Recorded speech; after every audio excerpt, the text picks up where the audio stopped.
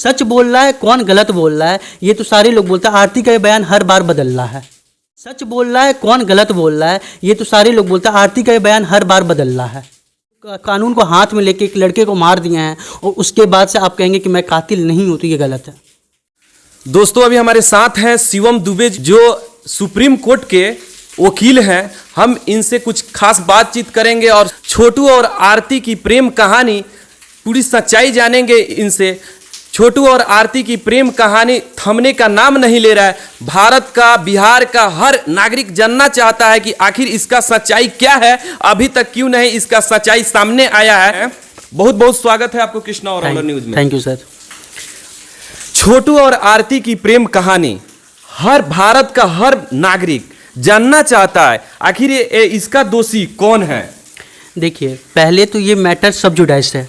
इस पे कमेंट करना कि कौन गुनहगार है और कौन बेकसूरदार है, इसको पहले बताने से पहले मैं आपको एक चीज़ बताना चाहूँगा कि कोई भी चीज़ के आपको सही और गलत को गलत साबित करने के लिए सबसे पहले होता है मैटर ऑफ इन्वेस्टिगेशन। इन्वेस्टिगेशन में भी उससे ज़्यादा इम्पोर्टेंट होता है क्वालिटी ऑफ इन्वेस्टिगेशन, कि इन्वेस्टिगेशन किस क्वालिटी की हो रही है। आपको हर पहलू को इतने अच्छे से टटोलना पड़ेगा कि आपको हर एक सच्चाई बारीकियाँ परखनी पड़ेगी। आपको अगर छोटू को कसूरदार करना है या वो करना है तो आपको उसके पहले 173 का जो आता है चार्जशीट, उसमें क्या रिपोर्ट बनता है, उसकी रिपोर्ट में क्या फाइंडिंग्स आती है वो देखना पड़ेगा। उसके पहले कोई भी चीज़ को आपको कमेंट करना कि कौन फाइनल क्या होता है, एक्यूज्ड कौन है, मतलब गुनहगार कौन है, ये बताना गलत होगा अभी के लिए। इतने जल्दबाजी है ये किसी भी चीज़। सर हम आपसे ये जानना चाहते हैं, आखिर 2 बजे रात को किसी लड़का को किसी के घर में जाना कहाँ तक सही है। देखिए, हमारा कॉन्स्टिट्यूशन जो है article 21 right to life and liberty देता है। उसमें हमारा सुप्रीम कोर्ट कहा है कि if two consenting adult can have a relationship, अगर 2 आदमी जिनका उम्र 18 साल से ज़्यादा का है तो वो किसी रिलेशनशिप में आ सकते हैं। मतलब ये आपको फिजिकल रिलेशनशिप पे जा सकते हैं अगर 2 कंसेंटिंग है तो। सेकेंड चीज़ है, अगर वो आपके घर पे आ रहा है तो किसी ना किसी की इन्विटेशन से आ रहा है वो लड़का, तो आपको अगर आपके घर में भी आ रहा है तो आपको पहले ये चीज़ को तहकीकात करनी चाहिए कि वो लड़का क्यों आया है, किसके बुलाने पे आया है। आप डायरेक्ट उस लड़के को 2 बजे रात को आया, 2 बजे दिन में आया, उसको आप मारने लग गए। आप कानून को हाथ में मत लीजिए, पहले आप तो देखिए तो लड़का आया क्यों है, इसको बुलाया कौन है, आप उससे पूछिए। आरती बता रही है कि 2 बजे रात को हमारी भाभी फोन करके बुलाई है।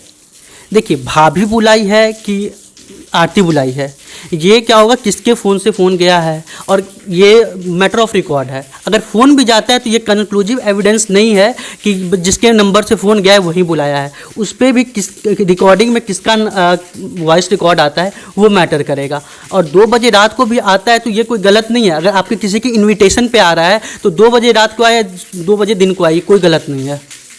अच्छा, छोटू को मारना 2 बजे रात को जाए, 4 बजे रात को जाए, छोटू को मारना कहाँ तक सही लोग किया है आरती के परिवार वाले। देखिए, ये प्राइमा फेसी पूरा मतलब आप कानून को हाथ में लिए हैं और ये किसी भी तरीके से ये सही नहीं है किसी को मार डालना।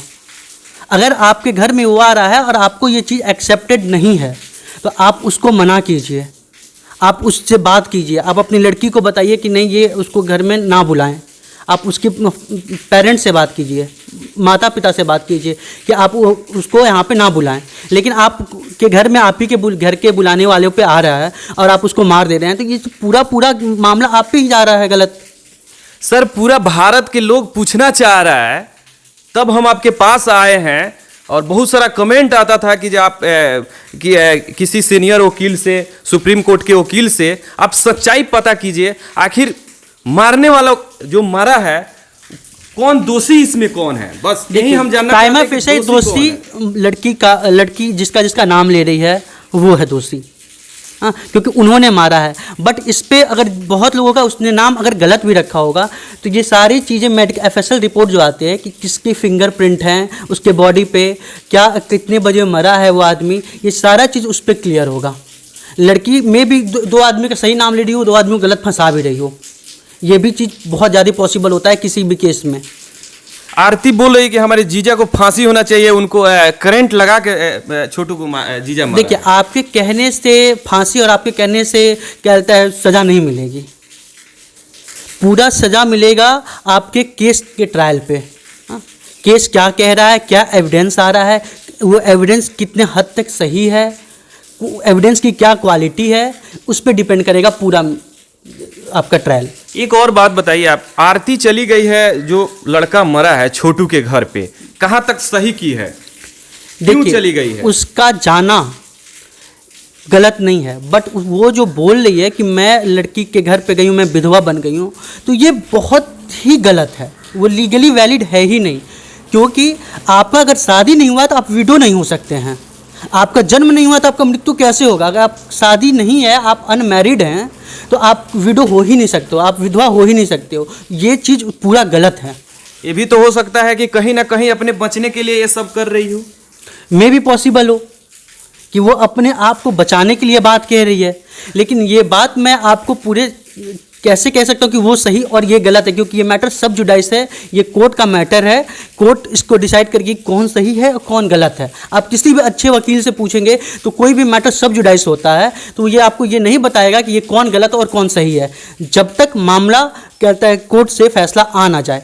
प्राइमा फेसियाई जो एक्यूज दिखता है और जो विक्टिम दिखता है, जो गुनहगार है और जो पीड़ित है, इसको ही हम लोग मानते हैं कि ये गुनहगार और ये पीड़ित है। उसके ज़्यादा हम लोग कमेंट नहीं कर सकते उस मैटर। सर एक और बात है, हम आरती के दीदी के पास गए थे, उनके मतलब जीजा दीदी के पास, तो उनकी दीदी जो बोल रही है कि यहाँ से मेरा हस्बैंड 10 बज गया, और आरती बोल रही है कि नहीं जीजा ही मारा है। देखिए, इस पर तो ये पूरा चीज़ आपको डिपेंड करेगा कि उस लड़की के जो जीजा हैं कितने बजे घर से निकले हैं। हाँ, घर से कितने, आपके पास उसके लिए कोई प्रूफ है कि क्या है मैटर, ये टोटल मैटर ऑफ रिकॉर्ड है। बर्डन ऑफ प्रूफ आप पे आएगा कि आपको ये चीज़ बताना पड़ेगा कि आप उस टाइम पे कहाँ पे थे। इस आपको पूरा साबित करना पड़ेगा ये कोर्ट में। लड़की के और लड़के के बोलने से ये नहीं होता है कि वो कौन आया कितने बजे मारा। मैं आपको पहले बता रहा हूँ कि पूरा मैटर आपके इन्वेस्टिगेशन पे डिपेंड करेगा। और मैं ये बिहार पुलिस बहुत अच्छा काम करती है, मतलब उससे मैं रिक्वेस्ट करना चाहता हूँ कि देखिए, इन्वेस्टिगेशन सारे मतलब केसेस में होते हैं, but quality of investigation is a की फैक्टर फॉर एनी केस। अगर क्वालिटी ऑफ इन्वेस्टिगेशन नहीं होता है किसी केस में, तो आप सही को सही तक पहुँचा ही नहीं सकते हैं। ये बात सारे जजेस बोलते हैं, कोर्ट में सारी बातें चलती हैं। क्वालिटी ऑफ इन्वेस्टिगेशन कीजिए आप, वरना हम लोग जस्टिस दिलाने में बहुत दिक्कत होती है, बहुत बार जस्टिस नहीं मिलता है। इसमें तो बहुत निर्दोष भी जा सकता है। बिल्कुल जा सकता है, बिल्कुल जा सकता है, बहुत निर्दोष जा सकता है, और सही गुनहगार भी बाहर निकल सकता है। ऐसा नहीं कि आरती जो बोल रही है वो सच्चाई ही बोल रही है। बिल्कुल नहीं। मैं आप कौन सच बोल रहा है कौन गलत बोल रहा है, ये तो सारे लोग बोलते हैं। आरती का ये बयान हर बार बदल रहा है। अच्छा, आरती का हर बार बयान बदल रहा है, बट क्या है कि वो मीडिया में बयान बदल रहा है, और मीडिया ट्रायल जो होता है, और मीडिया पे आप 10 बार भी बात बोले तो उसके बेसिस पे कोर्ट कोई ओपिनियन नहीं बताती है कि मतलब मीडिया में बयान बदलिए तो ये झूठी है। Court can not form any opinion on the basis of media trial. एक बार भारत के जो लोग हैं उनको एक बार बता दीजिए आप कि इसका जो कातिल है, सच्चाई में वो कातिल कौन है? सच्चाई में कातिल जो उसको मारा है वो है, क्योंकि आपने किसी को मारा है, वो सबसे जघन्य अपराध है। और किस तरीके से मारा, ये हीनियस क्राइम है। लड़का को मारना नहीं, लड़कों को किसी भी कीमत पे नहीं मारना चाहिए। ये आप पूरे की तरीके से कानून को अपने हाथ में लिए हैं, कानून को अपने हाथ में नहीं लेना चाहिए। उसके लिए 10 लॉ थे, उसके लिए आपके लिए पुलिस है, कोर्ट है, आप वहाँ जाइए ना। ये इसीलिए तो बना हुआ है। आप कोर्ट में कानून को हाथ में लेके एक लड़के को मार दिए हैं, और उसके बाद से आप कहेंगे कि मैं कातिल नहीं हूँ, तो ये गलत है। दोस्तों, आप लोग का कमेंट बहुत सारा आ रहा था कि जे आप सर जाइए और किसी सुप्रीम कोर्ट, हाई कोर्ट के वकील से इसमें सच्चाई हमको जानना है कि आखिर इसका कातिल कौन है। तो ये हैं शिवम दुबे जी, जो सुप्रीम कोर्ट के वकील